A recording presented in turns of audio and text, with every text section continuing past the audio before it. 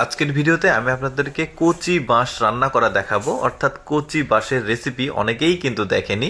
পাহাড়ে যারা বসবাস করে তাদের কাছে অনেক জনপ্রিয় খাবার। তারা কিন্তু ওই যে বনে গিয়ে কচি বাঁশগুলো তোলার পর সেগুলো বাসায় নিয়ে যায়। এই পুরো প্রক্রিয়াটাই আপনাদেরকে দেখাবো কিভাবে কচি বাঁশ রান্না করা হচ্ছে। এই যে একটা মেয়ে দেখতে পাচ্ছেন কচি বাঁশগুলো তুলেছে, তারপরে সেগুলো নিয়ে যাচ্ছে, নিয়ে গিয়ে এই কচি বাঁশটা রান্না করবে। এই যে প্রথমে যেটা করা হয়, এটা হচ্ছে বাঁশের যে ছাল রয়েছে, উপরের ছাল, সেটাকে তুলে ফেলা হচ্ছে। তারপরে ভেতরে একটা হলুদ অংশ রয়েছে, এই অংশটাই মূলত এই রান্না করা হবে। দেখতে পাচ্ছেন এই চোচাগুলো তোলা হচ্ছে। এই যে একটা হলুদ অংশ ভেতরে চোচা তোলার পর এই যে দেখতে পাচ্ছেন এটাকে কেটে শক্ত অংশ যেগুলো সেগুলোকে বাদ দেওয়া হচ্ছে। তারপরে সুন্দরভাবে এটা ওয়াশ করা হচ্ছে।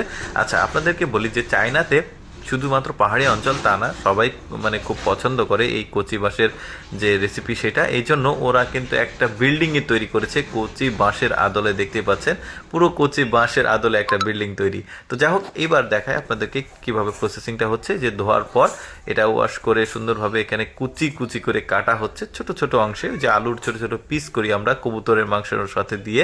তো ওই রকম করে পিস করে একটা বিশেষ পানি রয়েছে, সম্ভবত লবণ পানি হবে হয়তোবা, এর মধ্যে ভিজিয়ে রাখছে।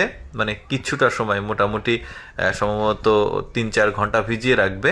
এই যে দেখতে পাচ্ছেন ভিজিয়ে রেখেছে। 3-4 ঘন্টা যখন হয়ে গেছে তখন আবার এসে এটাকে এখান থেকে নেওয়া হচ্ছে। একটু নরম নরম যখন হবে তখন এটাকে এখান থেকে তুলে নেওয়া হচ্ছে। তুলে নিয়ে এখানে নিয়ে আসা হয়েছে। এখন এগুলোকে বের করা হবে। তো সম্ভবত একটা স্মেল আছে, এটা আসলে নাক দিয়ে শুকলো দেখা গেল। এরপরে এটাকে তোলা হচ্ছে এই যে একটা বাটিতে, একটু করে সম্ভবত নরম নরম হয়েছে। এবার মূল প্রক্রিয়াটা শুরু। পেঁয়াজ কাটছে, আলু কাটছে, তারপরে সম্ভবত এটা পেঁয়াজ পাতা হবে, তারপরে টমেটো, এরপরে মাংস, তারপরে এটাকে চুলাতে নিয়ে এসে এখন আসলে মূল প্রক্রিয়াটা শুরু হচ্ছে। এই যে পেঁয়াজটা দিয়ে দিচ্ছে। কিভাবে রান্নাটা হচ্ছে আপনারা দেখলে কিন্তু নিজেরা বাসায় তৈরি করতে পারবেন।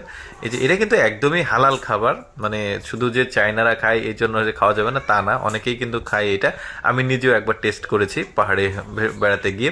খুবই ভালো একটা খাবার, কিন্তু আসলে ক্যারি করে আনতে পারিনি। এটার কারণটা হচ্ছে ওই আমি বান্দরবন গিয়েছিলাম, সেখান থেকে আসলে এই কচি বাঁশটা নিয়ে আসতে আসতে বাঁশটা নষ্ট হয়ে যায়, এই জন্য আসলে নিয়ে আসতে পারিনি। তো যাই হোক, এইভাবে কিভাবে রান্না করছে আপনারা দেখতে পারেন একটু ভালোভাবে। মাংসটা দিয়েছে, সম্ভবত কালো কালো কোনো একটা মশলা দিয়েছে। এরপরে লবণ দিচ্ছে পরিমাণ মতো। দেখা যাক শেষ পর্যন্ত আসলে কোথায় গিয়ে দাঁড়াই। আমি যেহেতু আমার একটা খাবার অভিজ্ঞতা ছিল, আমার কাছে ভালোই লেগেছে। এরপরে এটাকে সুন্দরভাবে মিক্সিং করা হচ্ছে, এরপরে তোলা হচ্ছে। যে দেখতে পাচ্ছেন ওরা সবাই মিলে খাচ্ছে। Total complete. দর্শক, আমি সবসময় চেষ্টা করি আপনাদের সামনে কিছুটা ব্যতিক্রম ভিডিওগুলো উপস্থাপন করতে। এরকম